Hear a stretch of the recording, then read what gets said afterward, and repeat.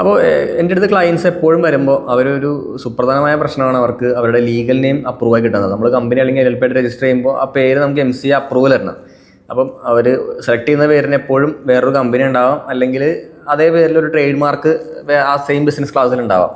അപ്പം അവർക്കത് വളരെ, എന്നാൽ അവർ അത് വിട്ടുകൊടുക്കാൻ സാധ്യതയില്ല. അവർക്ക് എപ്പോഴും അതൊരു വാശി പോലെയായി പിന്നീട് ആ പേര് കിട്ടണമെന്നുള്ളത് അവരുടെ ബിസിനസ്സിനെ ബാധിക്കും എന്നുള്ളൊരു പ്രശ്നമാണ്. എങ്കിൽ നമ്മൾ ചുറ്റുപാട് നോക്കി കഴിഞ്ഞാൽ കാണാം, ഈ വലിയ വലിയ കമ്പനികൾ, മിക്ക കമ്പനികളും, അതായത് ഇപ്പോൾ ഉദാഹരണത്തിന് Paytm എടുത്തു കഴിഞ്ഞാൽ അതിൻ്റെ ലീഗൽ നെയിം എന്ന് പറയുന്നത് 197 കമ്മ്യൂണിക്കേഷൻ പ്രൈവറ്റ് ലിമിറ്റഡ് ആണ്. നമ്മൾ ഇപ്പോൾ ഉജാല എന്ന് പറയുന്ന ഒരു ബ്രാൻഡ് എന്ന് പറയുന്നത് അതിൻ്റെ വേറെ ജ്യോതി ലബോറട്ടറീസ് എന്നാണ് കമ്പനിയുടെ പേര്, ഇന്ത്യയിലെ ഡിഫറൻ്റ് ആണ്. അപ്പോൾ ഇതൊരു ബ്രാൻഡ് നെയിം മാത്രമാണ് ഇവരെല്ലാം എടുത്തു വെക്കുന്നത്. അവരുടെ ലീഗൽ നെയിം എന്ന് പറയുന്നത് എൻ്റെ ഡിഫറെൻറ്റ്, ഇതായിട്ട് ഒരു ബന്ധമില്ലാത്തൊരു പേരാവാം. അപ്പം നമ്മൾ ഇതിൻ്റെ പുറകെ നമ്മൾ ഉദ്ദേശിക്കുന്ന അതേ ലീഗൽ നെയിം കിട്ടണമെന്നുള്ളതിൽ ശരിക്കും ഒരു അർത്ഥവുമില്ല. നമ്മൾ ട്രേഡ് മാർക്കാണ് എടുക്കേണ്ടത്. നമ്മൾ ഉദ്ദേശിക്കുന്ന ഒരു ബ്രാൻഡ് വേണമെങ്കിൽ നമുക്ക് ട്രേഡ് മാർക്കാണ് എടുക്കേണ്ടത്. ഞാൻ ഇപ്പോൾ കഴിഞ്ഞ ദിവസം ഇവിടെ മെട്രോയുടെ അടുക്കിൽ പോകുമ്പോൾ അവിടെ പരസ്യം കണ്ടു, അരുൺ ഐസ്ക്രീം. അപ്പോൾ ഞാൻ ആലോചിച്ചു, ഈ അരുൺ എന്ന് പറയുന്ന ഏതൊരു വ്യക്തിയുടെ പേര്, ആ പേരും ഐസ്ക്രീമായിട്ടൊരു ബന്ധമുണ്ടോ? ഇല്ല.